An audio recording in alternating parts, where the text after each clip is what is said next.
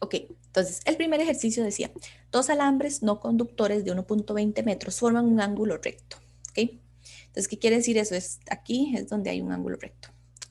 Un segmento tiene más 2,5 microcoulomb de carga distribuida de modo uniforme por toda su longitud. El otro segmento tiene menos 2,5 microcoulomb de carga distribuida de modo uniforme por toda su longitud, como se ilustra en la figura, esa que viene aquí abajo. Entonces, se encuentra la magnitud y la dirección del campo eléctrico que produce estos alambres en el punto P, que está a 60 metros de cada alambre.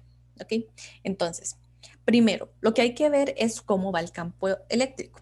Como, por ejemplo, el campo eléctrico de una carga negativa, lo que hace es que el campo va hacia la carga. Por eso, mi E2, lo que yo denoto como E2, va hacia la barra. La ven aquí en anaranjado. Sí. Ahora, recuerden que es porque es una carga negativa. Entonces el campo va hacia la carga. Y la carga positiva, más bien el campo se aleja. Entonces va en esta dirección, hacia abajo, que es lo que yo pongo en color verde y denoto como E1. ¿Ok? Aquí es cuando ustedes van a hacer la parte de este análisis vectorial en el sentido de que, bueno, yo tengo una componente que va así y otra que va así, ¿verdad?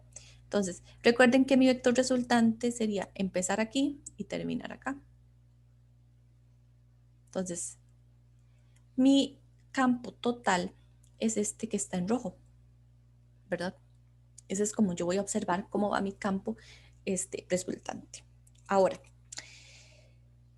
vean que los campos, bueno, al estar las barras con un ángulo de 90, los campos forman un ángulo de 90 entre sí. Entonces, lo que yo voy a tener acá es un ángulo de 45 y acá un ángulo de 45.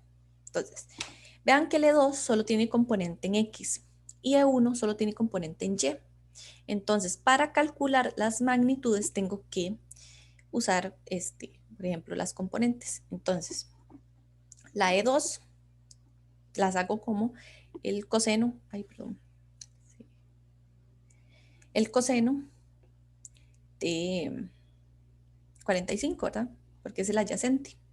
El adyacente es este. Y el otro también es coseno de 45, ¿verdad? Por aquí, porque también es el adyacente. ¿Ok? Entonces realmente sería 2 veces la magnitud del campo por coseno de 45. Entonces, bueno, aquí ya tengo cuál es la definición de campo. Recuerden que las X son las distancias eh, al punto, ¿verdad? La distancia de la barra al punto, y A es la longitud de la barra. Entonces, lo que yo voy a tener acá, que de hecho denoté mal, no es con X. Ay, perdón ahí.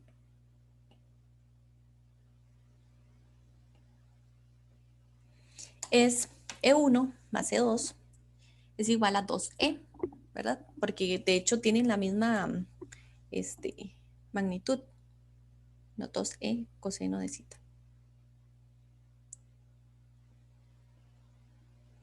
Es que a veces hago cambios y no los corrijo en esto. Ok, entonces sustituyo esto acá y sustituyo valores y me da que es esto que está acá.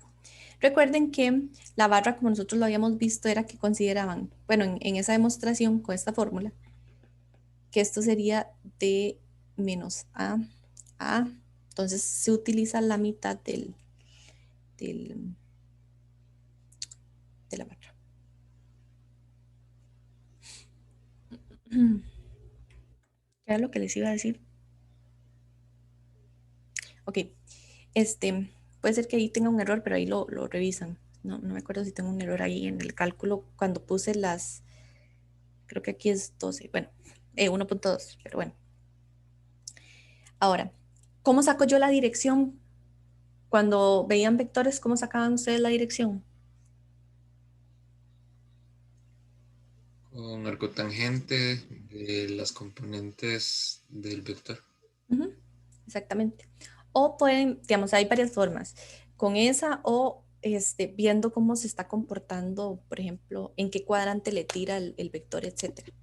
Vean, si yo hiciera el eje coordenado encima de mi, bueno, o acá en el dibujo, yo tengo que mi vector está en el tercer cuadrante, ¿verdad? Y por el círculo trigonométrico, de aquí a aquí son 180. Entonces, para poder llegar a donde está mi vector, tengo que hacer 180 más 45.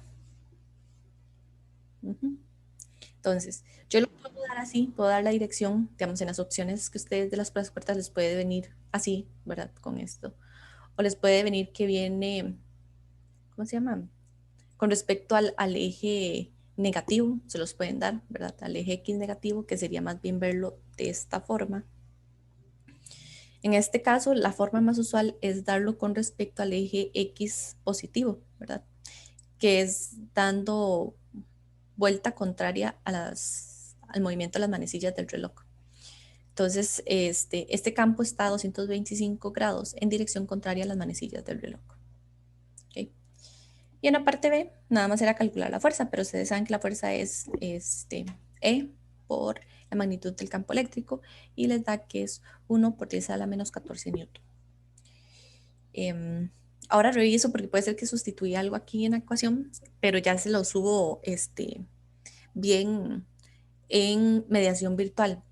La cuestión es que, digamos, lo importante de este ejercicio era identificar bien lo de las componentes, ver cuál era la magnitud del campo. En el caso en que ustedes no las conocieran, ustedes dicen, en serio, no me acuerdo, si deberían hacer la integración para poder averiguar, ¿verdad? Pero la ventaja de esto es que ya hay varios libros que la hacen, entonces ya podemos utilizar la fórmula así, ¿verdad? Directa. Profe, Sí. porque para sacar la magnitud del vector resultante,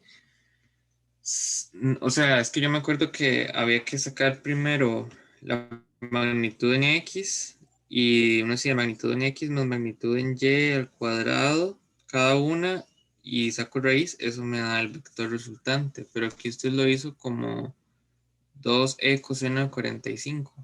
Sí, porque es que se comportan igual, digamos, las magnitudes, digamos, ¿cómo se llama? Del campo. Entonces, como las dos son coseno de 45, por eso lo hice así, porque son iguales las dos magnitudes, de hecho, viendo la configuración.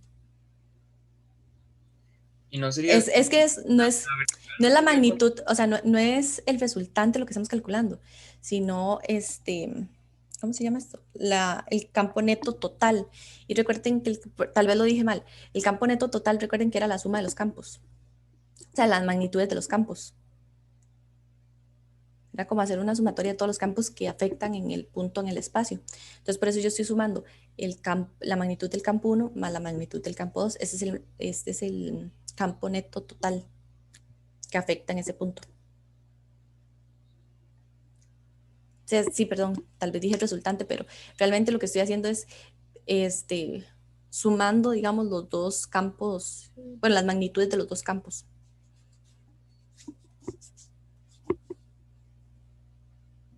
Sí, bueno, voy a pasarlo. Se pegó. Profe, Okay. una pregunta. Sí.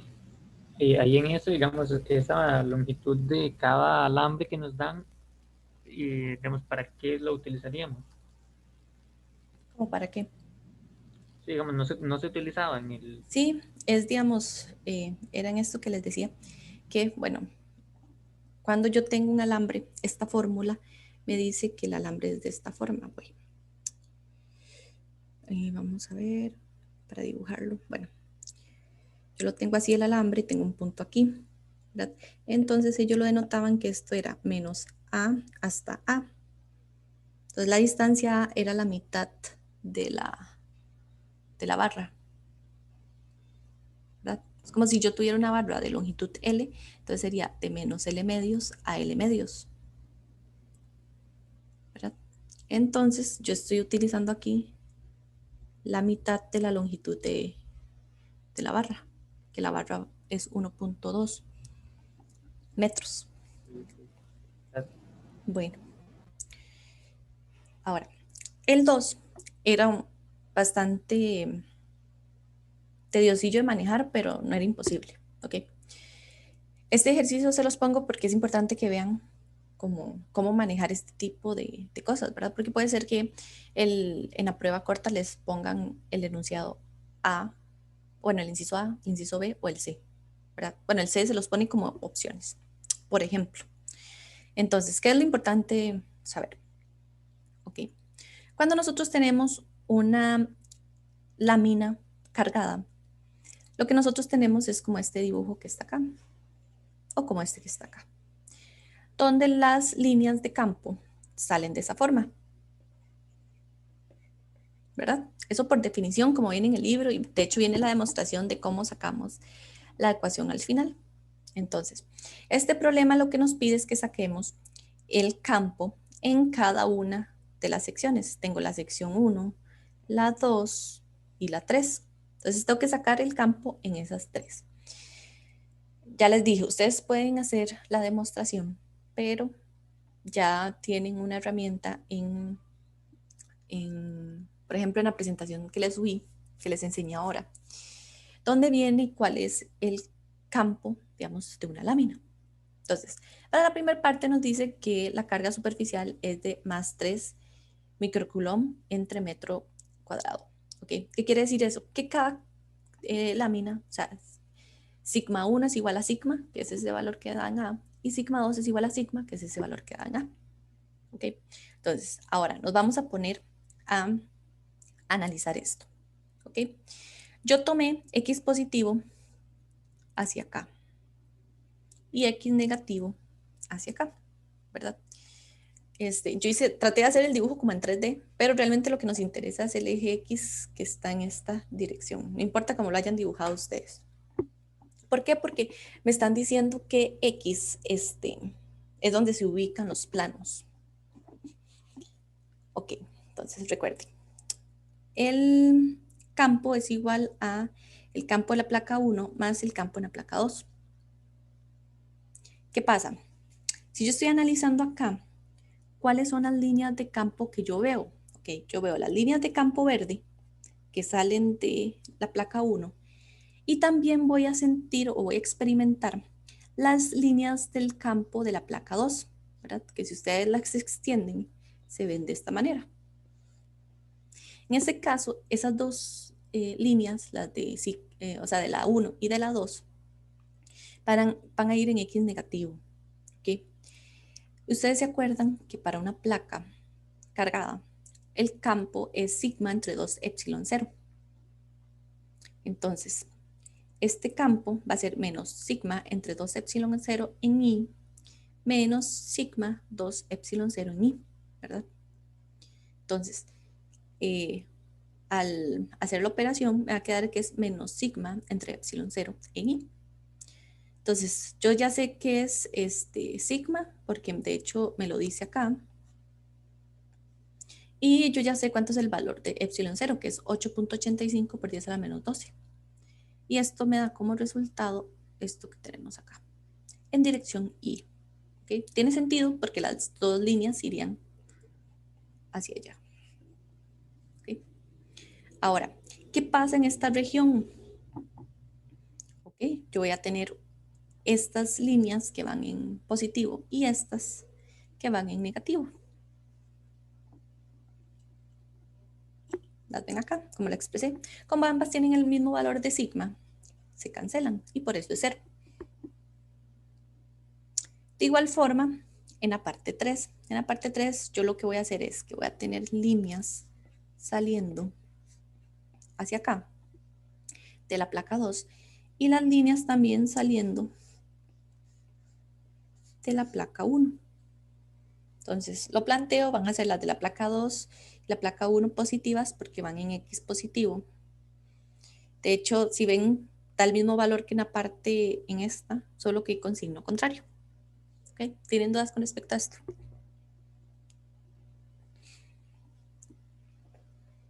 Claro. Sí, profe, está bien.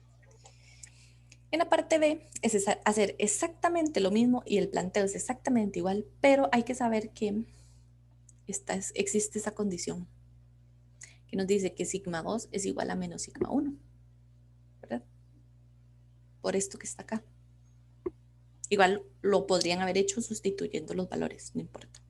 Entonces, vean que para la parte 1 nos queda igual, ¿verdad? Que son que las líneas de campo las dos salen. Cuando yo sustituyo sigma 2 por menos sigma 1, me queda de esta forma. Y me da que es igual a 0, ¿verdad? En el caso de la parte 2, lo que yo voy a tener es, bueno, las mismas ecuaciones que acabo de explicar, pero al cambiar sigma 2 por menos sigma 1, me queda esto. Al sumarlas, de hecho me queda el mismo resultado que hice anteriormente. Y de igual manera para la parte 3, ¿verdad? Sustituyo esta por menos sigma 1, me queda esto y eso es igual a 0. Okay. Esa es la resolución de la parte A y B. Ahora, ¿cómo los dibujo yo? Para la parte A, lo que yo voy a tener es que mi campo 1, visualmente, vean que me quedan menos I. Entonces vean que las líneas de campo van en menos I. Esto estando viéndolo en X, ¿verdad? La parte 2 decía que daba 0. Entonces no tenemos líneas de campo. Y la parte 3 daba positiva. Iba en I. Entonces queda de esta forma que está ahí. ¿Ok?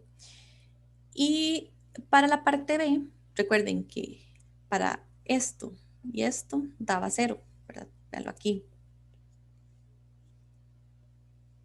Lo único que tiene campo es la parte 2, o sea, entre las placas. Y eso se ve de esta forma porque dice que va en I positivo. Entonces lo veríamos de esta forma. ¿Ok? No sé si tienen dudas con respecto a esto. Esto, digamos, esto lo que hace es que ustedes visualicen bien, digamos, este ejercicio. De hecho, vean que no es tan tedioso el cálculo matemático, pero lo que había que sí era tener cuidado en el planteamiento, por ejemplo, de los campos, ¿verdad? Ver cómo salen las líneas de campo, etcétera. Y al final, ¿qué es lo que estoy yo viendo, verdad? Entonces, es como un buen ejercicio para que ustedes practiquen esto del planteo de los campos. Sí.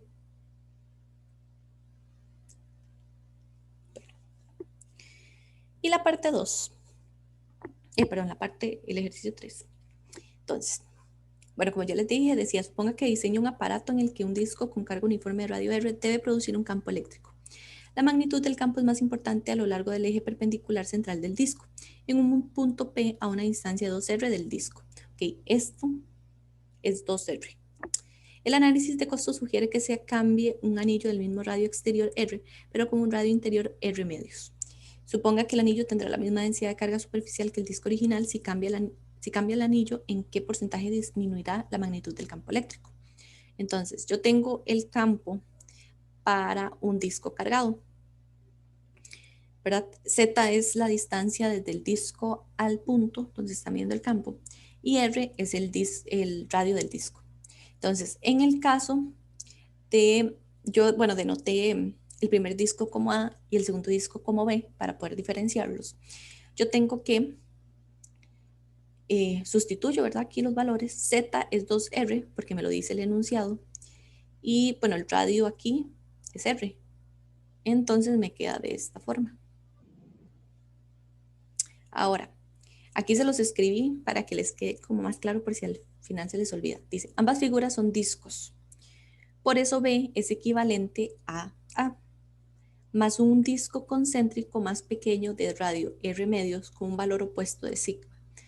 Porque yo lo tomo así, porque es como si yo tuviera así esto, o sea, fuera un valor con signo opuesto a sigma que tiene este disco. Que en teoría es como lo que uno hace es como que tiene el disco y le quita ese disquito de adentro que no tiene, por ejemplo, carga. Es como el análogo a hacer eso, ¿verdad?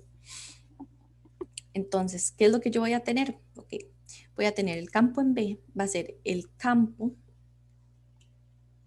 original, menos, o sea, quitándole este pedacito. Que ese pedacito es como si lo consideráramos como un disco con un sigma opuesto en signo matemático, ¿verdad? Entonces, en este caso cambia algo. Z se mantiene igual, la distancia desde el disco hasta el punto P, pero el radio de esto que tenemos acá es R medios, porque lo dice en el enunciado. Ahora, yo necesito ver cómo cambia el radio, entonces yo voy a poner los campos de esta forma, ¿verdad? Una razón entre los campos para ver cómo cambia. Y entonces, bueno, la ecuación esta de arriba queda igual. Esta lo que hago es despejar esta relación, ¿verdad? Para que me quede EA menos EB. ¿Por qué? Porque yo necesito ver el cambio de los campos. Entonces necesito que sea una razón con los campos. No puedo dejar en un lado de la ecuación, o sea, en un lado de la razón esta que estoy haciendo, también términos del campo, porque no tiene sentido. Entonces por eso lo paso todo al otro lado. Tal vez ustedes lo ven raro porque hay una diferencia entre el campo A y el campo B, pero eso no, realmente no afecta el cálculo en este caso. Entonces, como dicen que los sigma no cambian, ellos van a ser iguales. Epsilon 0 y epsilon 0 son una constante. Y 2 se cancelan. ¿Ok? Ahora, yo saco factor común R, porque vean que tengo R arriba. En el primer término de la raíz tengo un R cuadrado, ¿verdad? Y en el segundo término también tengo un R cuadrado. Entonces, al sacar factor común y sacarlo a la raíz, me queda como R. Y eso es lo que cancelo ahí. Vean que de hecho no necesitaba conocer el sigma. De hecho, queda todo en valores numéricos, ¿verdad? Entonces, esto de arriba, que es 1 menos 2 entre raíz de 4 más 1/4, es igual a 0.0299. Y 1 menos 2 entre raíz de 4 más 1 es igual a 0.1056. Que esto es igual a 0.283. Si yo lo veo en términos de porcentaje, es multiplicar ese valor por 100 y me da que aproximadamente cambia un 28%.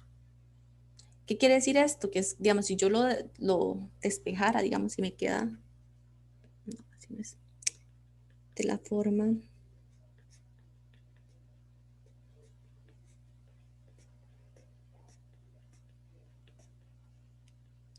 esto lo que me dice es que, por ejemplo, E sub A menos E sub B es igual a 0.283 veces E sub A. ¿Verdad? Por eso es que si yo hago la razón, lo que veo es un cambio. Ok, no sé si tienen dudas, pues.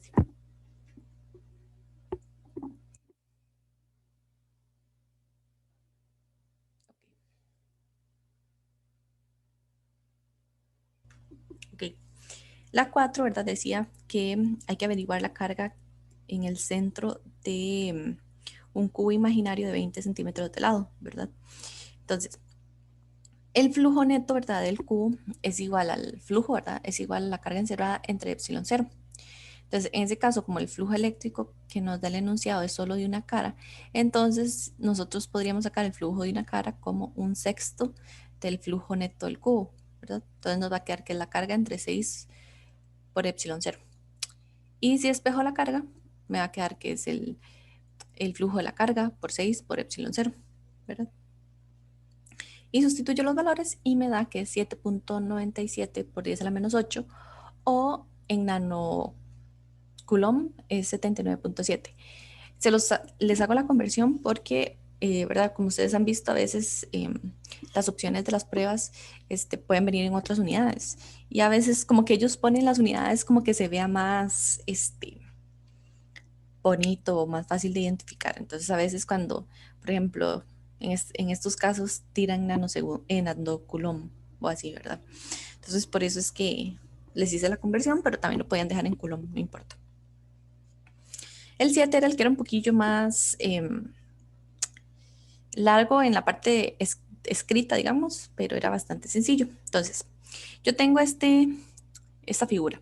Dicen que calcule el flujo en esta cara de acá, ¿verdad? Vean que sí hay flujo, porque las líneas de campo eléctrico están pasando por esa parte. ¿Ok?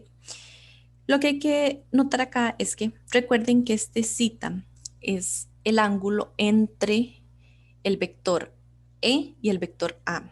Entonces, en el caso de esta cara, el vector A, recuerden que es perpendicular a la cara, bueno, al área, digamos, que estamos midiendo, ¿verdad? El unitario. Y el campo va en esta dirección. Entonces, el ángulo entre ellos dos es 180. Entonces, primero saco el área. El área es largo por ancho, que sería 10 centímetros por 30 centímetros. ¿Qué es esto? Al pasarlo, ¿verdad? Me da que 0.03 metros cuadrados. Sustituyo los valores de cada uno y me da que es 2340 newton por metro cuadrado entre coulomb, ¿verdad? Para esta parte. Ahora, para la parte inclinada, en el libro, vieron, de hecho viene un dibujo igual con explicación de por qué si yo tengo aquí el vector, ¿verdad? Del área y aquí el campo eléctrico, este ángulo de acá es el mismo que el ángulo de acá. Viene la demostración ahí en el libro. Entonces, yo sé que 60 es el ángulo entre el vector E y el vector A, ¿verdad? Entonces, primero, averiguo el área. En este caso, recuerden que el ancho va a venir expresado, ¿verdad? Porque ustedes tienen que sacar esto. ¿Verdad? Entonces, ¿qué hago yo? Digo que el coseno de 60 es igual a la adyacente entre la hipotenusa. La hipotenusa es la que tengo que averiguar. Entonces, al despejar me va a quedar que es 10 entre coseno de 60. Que es esto que está acá. Después, bueno, lo calculo y lo dejo en términos, bueno, en unidades de metro cuadrado. Y sustituyo en estos valores, ¿verdad? Entonces, lo que cambia aquí es lo del ángulo, que verdad que aquí el ángulo entre los dos vectores es 60. Porque recuerden que esto es un producto punto, perdón. Y recuerden que el producto punto es la magnitud del primer vector por la magnitud del segundo vector por el coseno entre el ángulo entre ellos. Entonces, ahora, ¿qué nos piden el flujo total? Lo que hay que sumar, digamos, es el flujo de cada una de las caras. Entonces, por ejemplo, yo tengo que esta es la cara 1, no, perdón, esa no es la cara 1. La cara 1 es la que calculamos acá, ¿verdad? La primera, la cara 2, la 3 es esta, la 4 es la de abajo y la del otro lado es la 5. Lo que yo les decía es que el flujo es cero en las caras por donde no pase el campo eléctrico. Entonces, por ejemplo, en esta cara y en la que está en el otro lado, ¿verdad? Es cero y la que está abajo es cero. Entonces, vean que de hecho yo lo puse para que les quedara un poquillo más claro. Entonces, yo tengo el flujo en la primera cara. Tengo el flujo en la segunda cara, que es de la parte A y B. Y estos 3 es cero porque no pasa las líneas de campo eléctrico. Al final van a ver que el flujo total es igual a cero, ¿verdad? Por la configuración que tenemos, ¿verdad? Que el primer flujo nos dio negativo y el segundo nos dio positivo con la misma magnitud. Pero así se resolvía esto. Y el 6 decía que eran dos líneas uniformemente cargadas de longitud muy grande, o sea, casi infinitas, y están separadas a una distancia 0.3. Entonces, lo que había que hacer era tomar la ecuación del campo, ¿verdad? Y se la dije cuando lo estuvimos leyendo, por si no, para que no fueran a buscarla, ¿verdad? Entonces, sustituyo los valores, ay, perdón, y me da un valor para el campo, ¿ok? Lo que nos pide es la magnitud de la fuerza, pero yo no conozco la carga, pero yo sé que la carga se relaciona con la densidad de carga lineal, con esta relación. Entonces sustituyo esa carga por eso. Entonces sustituyo y me da que la fuerza es 0.0810 newton. Y bueno, así se resolvían estos 3 ejercicios, los últimos.